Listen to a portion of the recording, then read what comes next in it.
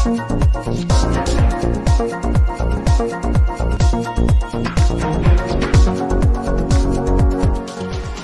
देख रहे हैं बदलते वक्त की आवाज, हमारी हर खबर तह तक।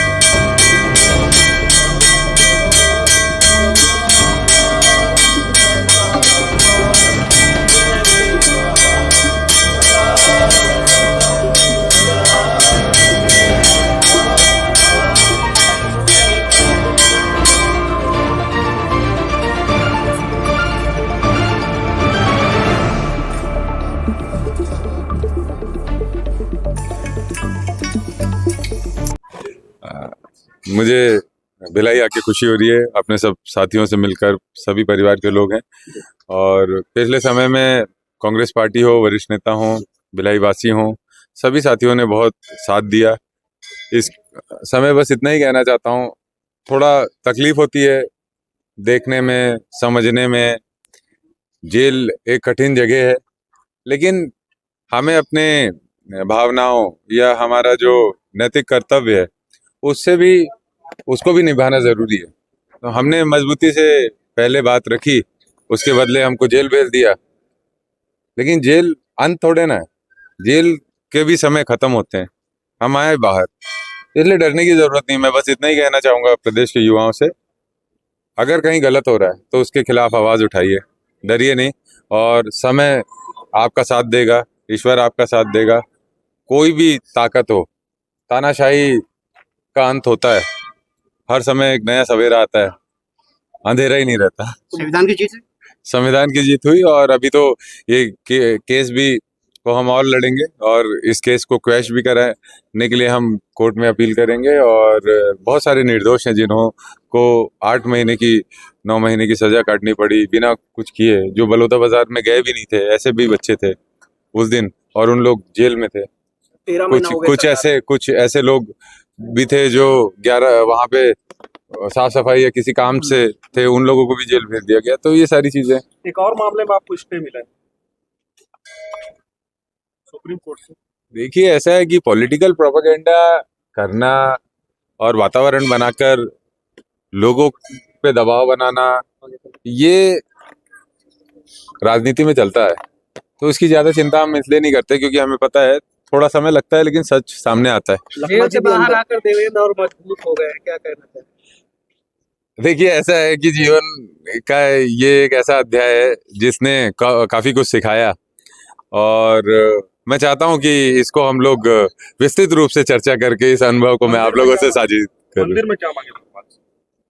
हर साल जन्मदिन हो या किसी भी नए काज की शुरुआत, हनुमान जी महाराज का दर्शन करके हम आगे बढ़ते हैं। तो भिलाई आया, अपने परिवार के पास आया, आप सब परिवार हो मेरे।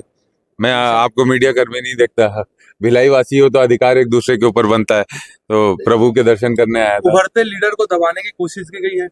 कहाँ कुछ होता है ये सबसे।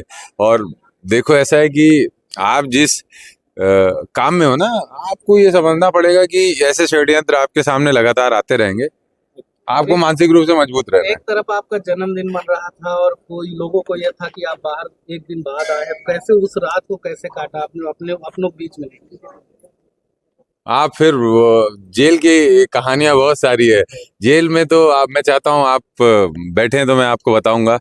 जैसे ये यहाँ काफी शांति है, लेकिन वैसी शांति अंदर शांति होती थी।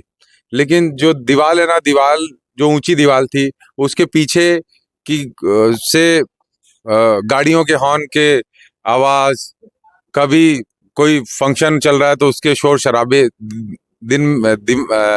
कान में गूंजते थे। दिवाली है तो फटाके फूटते थे, वो उड़ते हुए दिखते थे, लेकिन हम उसी एक इतनी सी जगह में रहते थे, तो उसका एक अलग अनुभव है। इत्मीनान से बात करेंगे उस पर। लास्ट सवाल देवेंद्र जी को ये कहूंगा कि जैसे आपने एक बलौदा बाजार की सभा में गए हैं, उसके बाद आपके ऊपर आरोप लगे और आप यहाँ जेल में गए, ये हुआ। अब आगे ऐसी सभाएं होंगी तो क्या आप उसको लेके कैसे सतर्क रहेंगे, क्या करेंगे? देखिए, ऐसा है, बलौदा बाजार का जो प्रकरण है, उसकी जिस कारण सभा हुई थी उस पे आज भी सरकार ने चुप्पी साधी हुई है। पूजा स्थल में पवित्र जैतखम को किसने काटा, क्या चीजें थी, उस समय सीबीआई जांच की मांग की थी, इन्होंने एसआईटी का गठन किया, उसका भी क्या है अता पता कुछ अभी तक चला नहीं है। तो वो मुख्य मुद्दा था, उस मुद्दे पे तो को डाइवर्ट करके निर्दोषों को जेल भेज दिए। ठीक है, ये कर लिया, लेकिन हम कोई भी ऐसा विषय होगा शहर का, प्रदेश का, जहां लोगों की भावनाओं को आहत पहुंची है, तो वहां हमें खड़ा होना लाजमी है। हर जोर जुल्म की टक्कर में संघर्ष हमारा नारा है, बस। और क्या? लखमा जी भी अंदर है, उनके ऊपर भी एलिगेशंस लगे, उसके लिए कहा। देखो, एलिगेशन लगाना तो सरकारों का, एजेंसीज का काम है, प्रूफ करके दिखाएं सारी चीजों को। Thank you.